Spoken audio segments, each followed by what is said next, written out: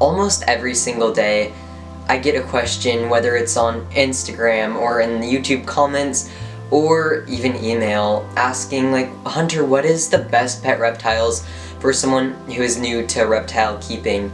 And I can never give just one answer, so I decided to make a whole video about it.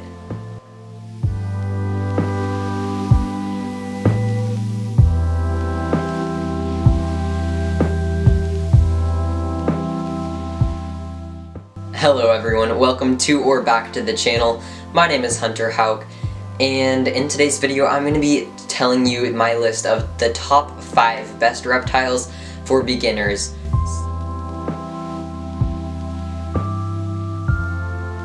So obviously there is no one-size-fits-all answer to the question, what is the best pet reptile for beginners? But there are 5 species that do make really good pets for a lot of beginners. Now, just because an animal is on this list doesn't mean that it's going to be the perfect pet for you, and just because it isn't on the list doesn't mean that it won't be the perfect pet for you. The animals that I'm going to be talking about today are in no particular order, so please don't be like, well, Hunter talked about this animal first, so it has to be better than the animal that he talked about last. That is absolutely not the case. If you do enjoy today's video, be sure to subscribe for tons of other reptile-related content. I make at least one video a week, but most of the time 2. So you'll definitely enjoy it if you do stick around. So the first reptile that I'm going to be talking about in today's list is, wait for it, the Crested Gecko. So for those of you who are not new to my channel, you're probably like, what, Hunter is holding a Crested Gecko? When the heck did he get a Crested Gecko? And if you're saying that, that means you haven't watched my last video, so definitely go check that out. I'm just fostering this gecko. This is Rocket here. He's a lovely little gecko. Also, he has found an adoptive home. He'll be going there next month. Anyways, Crested Geckos are an amazing reptile for beginners, and I would honestly say that they are probably the easiest reptile that I have ever taken care of. I've fostered multiple Crested Geckos now, and they are all really good, lovely little animals, and as you can see right now, they're pretty calm. One cool thing about them is that they are an arboreal gecko, which is different than the second gecko we'll talk about here in a minute. One of the things that makes Crested Geckos a really good reptile is that they are arguably the easiest reptile to feed. The only thing you have to do is get some powder, Crested Gecko diet, put it in a little bowl, add a certain amount of water, there's instructions on the package, and then you mix it up and feed it to your gecko. That will be their main source of food every 2 to 4 days, depending on their age and their weight and stuff. And I'd say every week, at least once a week, you should offer live insects, but you could just go to the pet store and buy a few crickets once a week and be perfectly fine. I don't use crickets, but I'd say that that's a good option if this is your only reptile. Additionally, Crested Geckos can live in relatively small enclosures. So some people say like a horizontal 20-gallon long enclosure would work for them, but I'd say ideally an 18 by 24 inch enclosure would be perfect for your adult Crested Gecko. If you're not used to inches, that would be 7,776 cubic inches, I believe that's correct, which is 33.6 gallons. So it is quite a few gallons bigger than a 20-gallon long. So that would be ideal. As you can see right here, some Crested Geckos are going to be really calm, like Rocket, and others are going to want to jump a lot, so you definitely want to make sure you're getting a super calm one. But I think most Crested Geckos can be calmed down with a lot of hard work. One downfall to Crested Geckos is that their enclosure needs to be misted every morning and every evening, unless you're in a super humid environment, then just once a day. Which means you can't like leave your Crested Gecko when you go on a vacation for like a week or something. You'd have to have someone come in and check on them. See, he just jumped right there, I hope you saw that. But yeah, you can't just leave them for a long time. You will have to have someone check on them, but it's really not that big of a deal. Other than feeding them, that's really the only other maintenance. Of course cleaning and stuff too, but that's just obvious, that's going to come with every single reptile.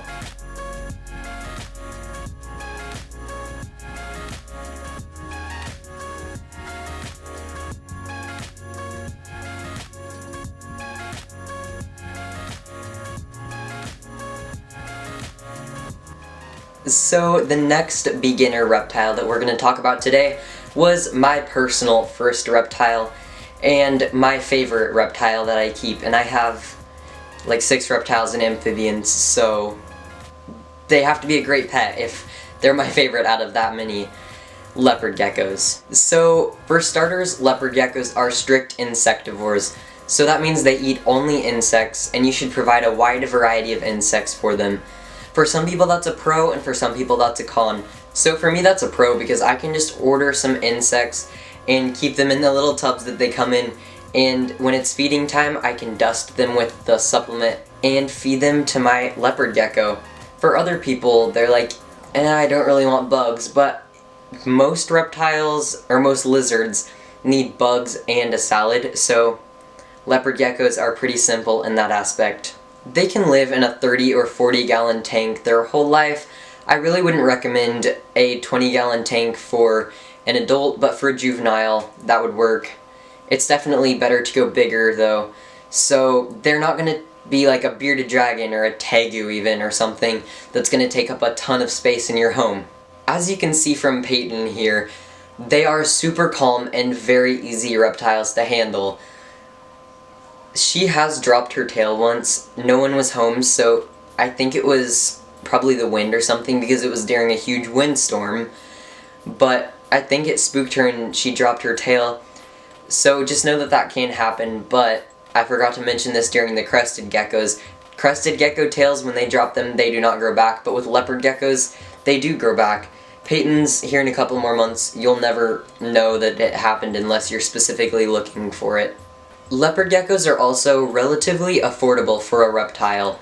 I'd say for your initial setup cost, you should probably budget $200, not including your leopard gecko. And including your leopard gecko, buying the actual animal is going to vary a lot. I've seen leopard geckos for $15 and I've seen leopard geckos for $1,500. And you can find a leopard gecko anywhere in that range, so that's really up to you on what you want to spend when you're buying a leopard gecko. The yearly recurring costs are probably $100 to $150, including everything that you'll need. But if you choose to provide additional lighting or upgrades and that kind of thing, it's going to be more, obviously. That also doesn't include vet care, which could be really expensive if your leopard gecko gets hurt or sick, so definitely plan for that. You know what we say? We always have a vet fund. Yeah, that's right. A pro for leopard geckos compared to crested geckos is that they... Oh, she's making my arm tired, which is funny because she's literally not even half a pound. Anyways, one pro for leopard geckos compared to crested geckos is that they don't require daily misting, so you can leave them for longer than a crested gecko. All in all, they are both really good pets. So our next reptile is the only snake on this list. We're going to talk about corn snakes. So a huge disclaimer, I have personally never owned a corn snake, but I have quite a few friends in the reptile hobby, and a lot of them keep corn snakes. So I've learned a lot about them by my own research and also hearing their experiences. So I definitely say, while I'm not qualified to write a corn snake care guide, I can definitely recommend them as a beginner reptile. I want to say a quick thank you to Harry from Into the Jungle on Instagram, as well as my cousin Lua, who both keep corn snakes, for sending me clips of their corn snake to show in this video. Thank you so much, both of you. One of the major pros to a corn snake is that compared to something like a ball python or a boa, or really most other snakes that people keep in captivity, a corn snake can live in something as small as a 40-gallon tank its entire life. You can get those for relatively cheap. Like during Petco's $1 per gallon sale, you can get that for, it's a $1 per gallon sale, so you'd think it would be $40, but no. You can get it for $49.99 because, just like with most things, Petco really doesn't know what they're doing. But I'm not mad. No, but seriously, any tank over, like their tanks that are larger than 20 gallons are only half off during their $1 per gallon sale. But they really don't advertise that very well. Another thing that makes them a good beginner reptile is that they only eat once a week. They eat, depending on the snake, between like a pinky mouse and a jumbo mouse. And like I said, that's only going to be at most once a week, but some of them when they're adults even eat every 2 weeks or less frequently than that. So it's definitely something that you're not going to have to feed every single day or anything like a dog or I don't know, there's some reptiles that need fed every single day. Another thing that makes corn snakes good reptiles is that they don't refuse food very often like some other snakes. I hear so often of ball pythons and even boas and stuff just going off of food. They're like, I'm not hungry, so I'm just not going to eat for the next month, month and a half, or even year. So that could make your snake owning experience so stressful. But corn snakes, they probably aren't going to do that. And if they do, it might be for 1 or 2 weeks. It's not going to be for months and months at a time, usually. If something like that happens with a corn snake, you're going to want to take it to a vet. So, corn snakes are supposedly pretty fast-moving snakes. I've held probably less than 6 of them in my entire life, so I don't really know for sure, but from what I've heard and in my personal experiences, they are faster-moving snakes. But that being said, they're not going to be like some snakes where you can't hold on to them.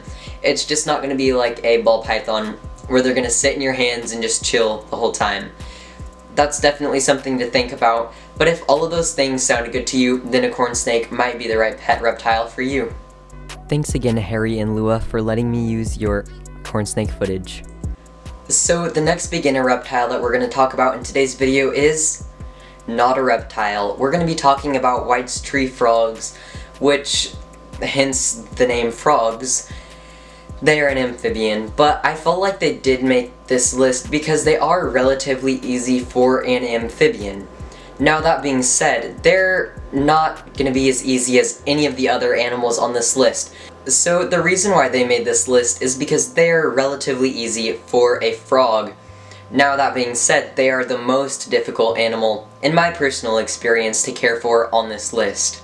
Now the reason I say that is because they are amphibians, which means that they absorb water through their skin, and they also get a high percentage of their oxygen through their skin, which makes them very, very sensitive. Something like low humidity or too high humidity, either one of those could cause them to get sick or even die, so they are very sensitive and you have to take very careful care of every single detail of their husbandry.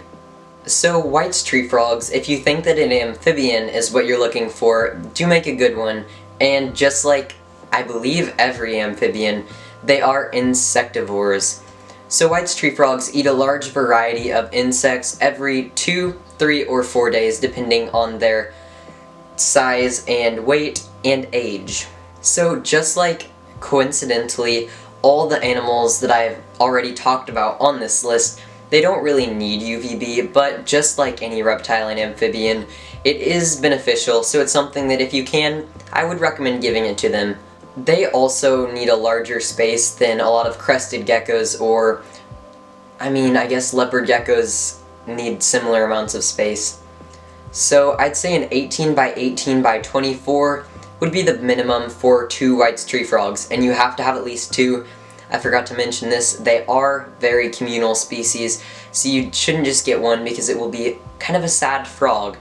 They like and benefit from that social interaction, so definitely get 2. Anyways, an 18 by 18 by 24, which is, like I said earlier, a 33.6 gallon tank, is going to be perfect for 2, but I'd say that even bigger is going to be better, especially if you want to have more than 2 of these frogs. I'm currently in the process of, it's a brand deal so I can't say much about it legally, but it's either 80 or 85 gallons for my 2 White's tree frogs they're getting when they're an adult, or when they are adults, so that's going to be exciting. Look for that video coming up in a couple of months. But I guess that just goes to show that the bigger the better with these amphibians, I almost said reptiles, as long as you can fill it up with enough good stuff. The next animal that we're going to talk about is the African fat-tailed gecko.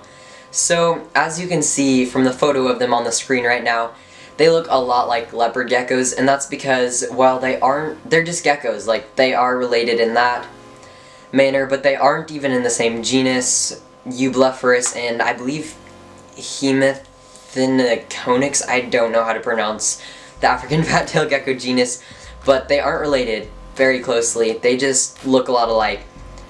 The other similarity between the two is their care, and that's the main thing that I want to highlight in today's video. If you know how to care for a leopard gecko, it'll be pretty easy to learn how to care for an African fat-tailed gecko, since there are very few small differences between their care. The major difference is humidity. Their diets are the exact same, so if you know how to feed a leopard gecko, you know how to feed an African fat-tailed gecko. Just raise the humidity of the enclosure. African fat-tailed geckos are also pretty calm, and they are a little smaller than leopard geckos, so a lot of people say that that makes them a little bit harder to tame than leopard geckos, so definitely dedicate a little bit more time to taming your African fat-tailed gecko. They are also less common and a little harder to find, but if you can find one, it's going to be a little bit more expensive. I'd say probably about $100 more than a leopard gecko, so be prepared for that. But if you think that they're the right reptile for you, it's definitely worth it because they are adorable little geckos. Alright, that's it for today's list of my personal top 5 pet reptiles for beginners. Now, like I said, this is not a care guide, so definitely do lots of research on any animal that you're gonna get, regardless of whether or not it was on this. If you want to see more of my personal reptiles every single day, be sure to follow me on Instagram at HunterHalkOfficial. We're really close to 1,500, so definitely go follow along to make that happen sooner. If you would like to subscribe to my channel, I would really appreciate that so that you can see weekly, if not twice weekly, videos all about reptile and amphibian care. Anyways, thanks again for liking. Comment down below what your favorite reptile on this list is, or if there's a reptile that you recommend that isn't on this list. I want to hear it. I want to know. I will see you in the next video. Thanks again for watching, and both Rocket and I say goodbye. That wasn't supposed to rhyme, but it did.